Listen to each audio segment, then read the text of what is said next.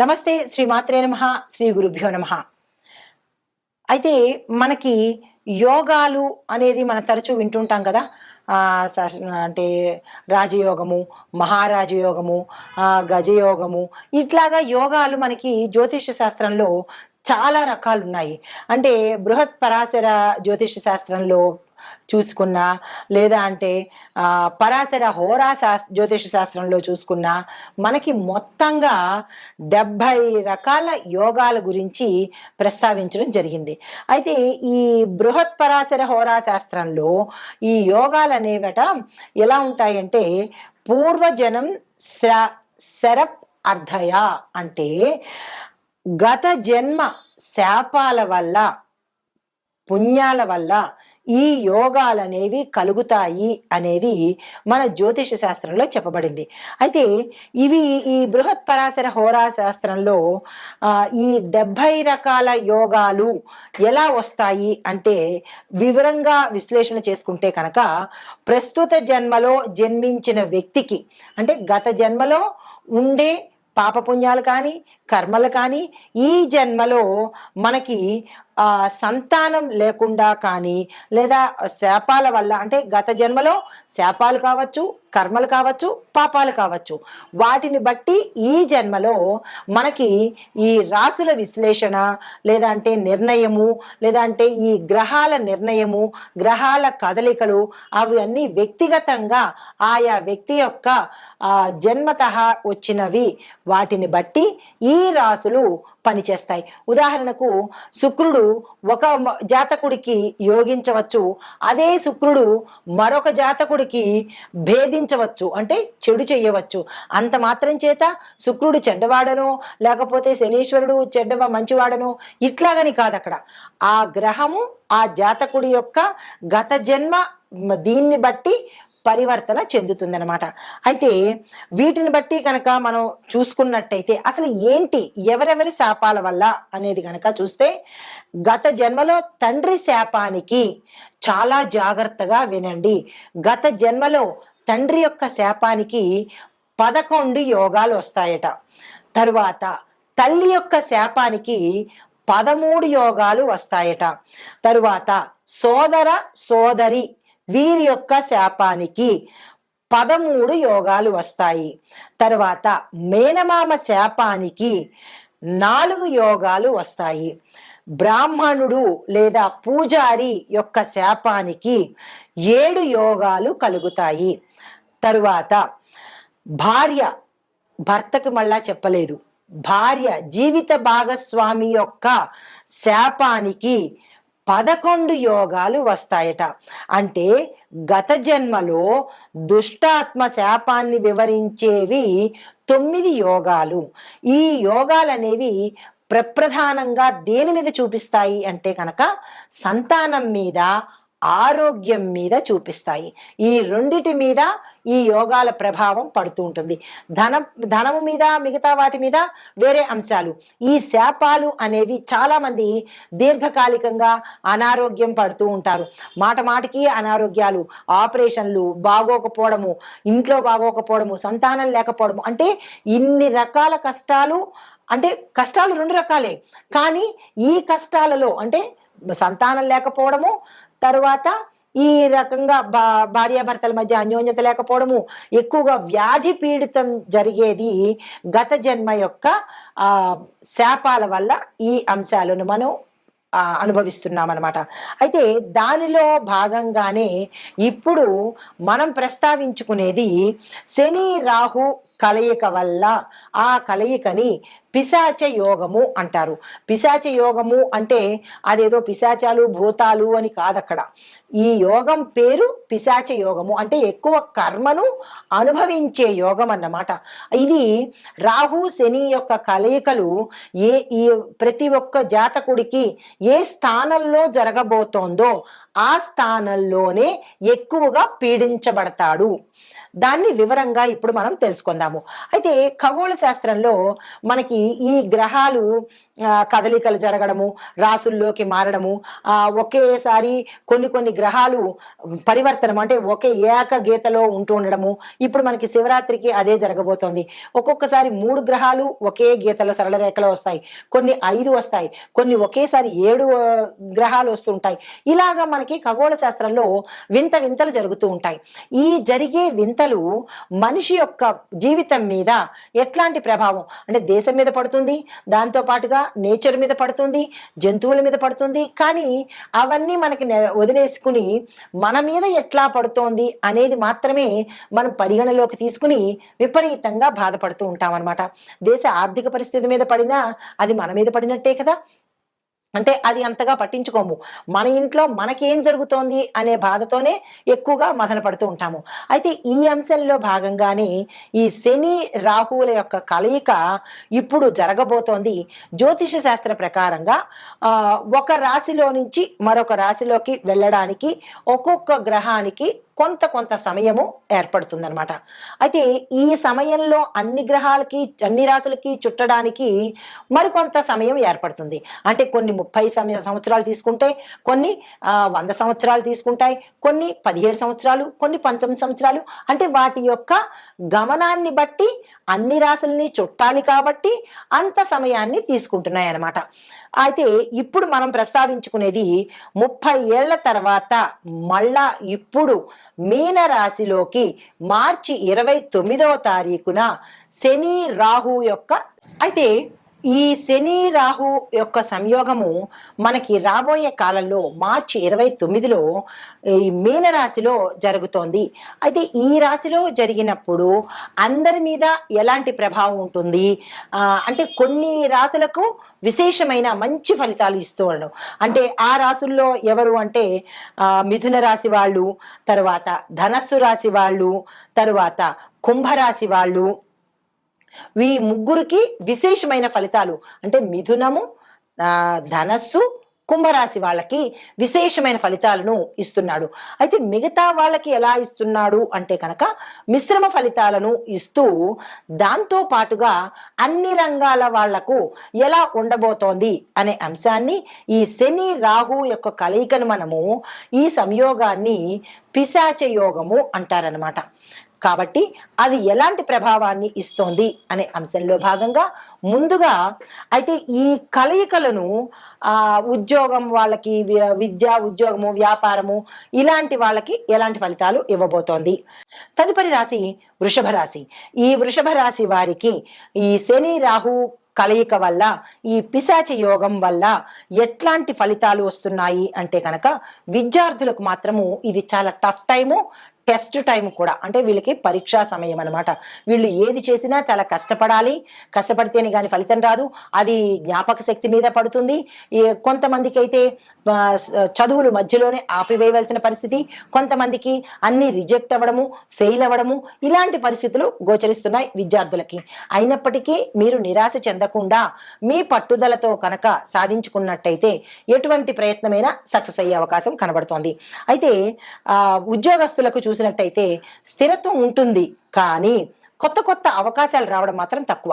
అంటే మీరున్న ఈ చేసే ఇప్పుడు టెంపరీగా చేసే మీ యొక్క ఉద్యోగ ప్రాంతంలో మీకు ఆ ఉద్యోగం నచ్చకపోవచ్చు, లేదా ఎక్కువ టెన్షన్స్ ఫీల్ అవ్వచ్చు, లేదా అంటే ఆ వాతావరణంలో మీరు ఇమడలేని పరిస్థితి, ఇలాంటివి ఏవైనా డిస్టర్బెన్సెస్ మీరు ప్రస్తుతం చేస్తున్న ప్రాంతంలో ఉన్నట్టయితే మీరు మారాలి అని అనుకున్నప్పుడు మారలేని పరిస్థితి గోచరిస్తోంది. తప్పనిసరిగా చేయవలసిన అవసరం ఏర్పడుతుంది. అది ఏ రకంగా అయినప్పటికీ, అంటే కొత్త అవకాశాలు రాకో, లేదా మీరున్న ప్రాంతానికి, ఉద్యోగం చేసే ప్రాంతానికి దగ్గర అవ్వడము, సరేలే ఏం కష్టపడతాంలే, ఏదో కానిద్దాంలే, ఇలాంటి ధోరణిని కలిగించే ప్రయత్నం ఈ రాశిలో ఉండే ఉద్యోగస్తులకు అడ్జస్ట్మెంట్ అవ్వడము, కొత్త ప్రయత్నాలు చేయలేకపోవడము, వచ్చిన అవకాశాలని కూడా వీళ్ళు అందిపుచ్చుకోలేని పరిస్థితికి అవుతుందన్నమాట. అంటే ఓవరాల్ గా చెప్పాలంటే ఈ రాశిలో ఉండే ఉద్యోగస్తులకు అడ్జస్ట్ అయ్యి చేస్తారే తప్ప మనశ్శాంతిగా ఉల్లాసంగా చేసే పరిస్థితి అయితే గోచరించట్లేదు ఈ యోగం ఉన్నంత కాలము. తర్వాత వ్యాపారస్తులకు పాత పెట్టుబడులే మీకు లాభాలు తెచ్చిపెడతాయి తప్ప కొత్తగా మీరు ఏది పెట్టినా అది కొంతమంది ఎత్తేసి మూసేసి వెళ్ళిపోయే పరిస్థితి, లేదా మీరు పెట్టిన సంస్థ నష్టాల్లోకి వెళ్ళడము, లేదా వాళ్ళు తిరిగి ఇవ్వకుండా పరారైపోవడము, ఇలాంటి నష్టాలు గోచరిస్తున్నాయి. కాబట్టి కొత్త పెట్టుబడులు ఏది పెట్టకండి, కొత్తగా ఏది ఆలోచన చేయకండి. లేదు విస్తరణ చేద్దాం అనుకుంటున్న వాళ్ళు ఏ ప్రాంతం మీకు సూట్ అవుతుందో అది తెలుసుకుని అప్పుడు విస్తరణ చేసుకున్నట్టయితే కొంత సానుకూలమైన ఫలితాలు పొందే అవకాశం ఉంది. ఇక వాణిజ్య పరంగాను పారిశ్రామిక పరంగాను కూడా ఇటువంటి ఫలితాలే అందుకునే అవకాశం ఉంది. ఏదైనా అగ్రిమెంట్ల మీద సంతకాలు పెట్టాలన్నా ఈ యోగం ఉన్నంత కాలము ఆ ప్రయత్నాలు చేయకండి, ఎందుకంటే కలిసి వచ్చే అవకాశం లేదు కాబట్టి. దాంతోపాటు వ్యవసాయదారులకు కొంచెం నష్టం వచ్చే అవకాశం ఉంది. తీవ్రమైన ఎండల వల్ల కావచ్చు, లేదా నీటి ఎద్దడి వల్ల కావచ్చు, లేదంటే క్రిమికీటకాదులు పశువుల వల్ల కావచ్చు, ఇలాగా మీ యొక్క పంటకి నష్టం వాటిల్లే అవకాశం ఉంది. చాలా జాగ్రత్తగా వ్యవసాయదారులు చూసుకోండి. అయితే ఉద్యోగస్తులు కనుక చూసినట్టయితే అలాంటి దాంట్లోనే అడ్జస్ట్ అయిపోయి ఉండాలి అని అనిపిస్తుందే తప్ప వేరే ప్రయత్నం చెయ్యాలి అన్న సాహసం వీళ్ళు చేయలేకపోతారు. పరిస్థితులు ఏవైనా కారణం కావచ్చు. అంటే అవకాశాలు వస్తాయి కానీ అందిపుచ్చుకోలేని స్థితిలోనూ వీళ్ళు ఉద్యోగస్తులు ఉంటారు. అయితే వ్యాపారస్తులకు చూసుకున్నట్టయితే కనుక పెట్టుబడులు పెట్టే పరిస్థితి తెచ్చుకోకండి. ఎందుకు అంటే మీకు నష్టం వచ్చే అవకాశం ఉంది కాబట్టి పాత పెట్టుబడులతోనే మీరు లాభాలను తెచ్చుకోండి.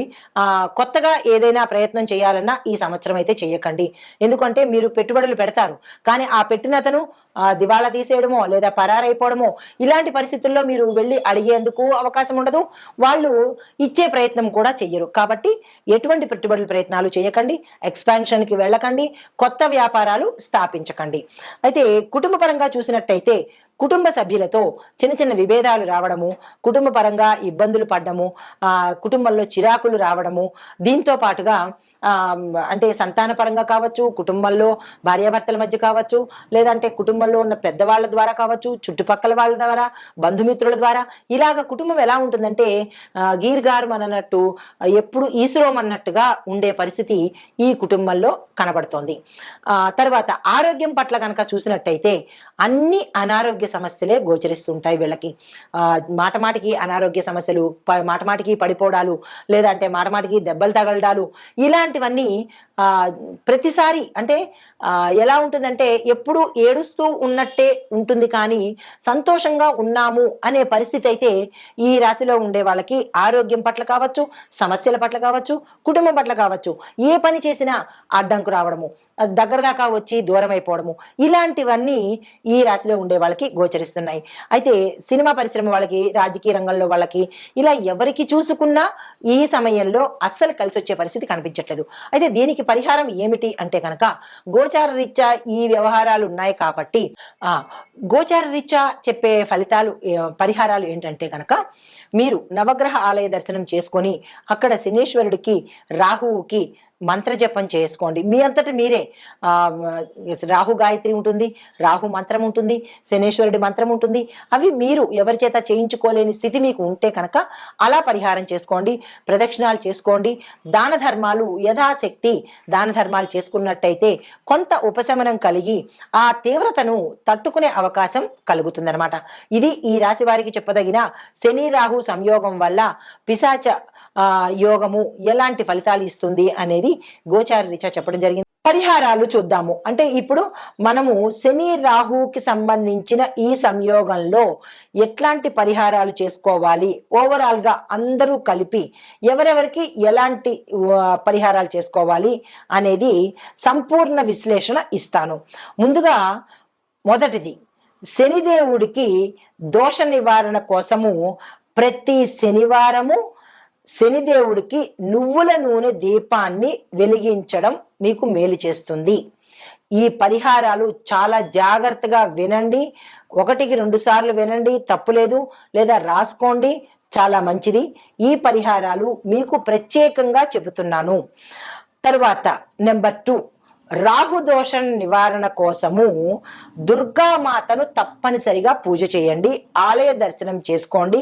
దీనితో పాటు రాహు కేతుకి శాంతి జపాలు, శాంతి పూజలు కూడా చేయించుకున్నట్టయితే విపరీతమైన పరిణామాలకు తగ్గి సానుకూలమైన ఫలితాలు వస్తాయి.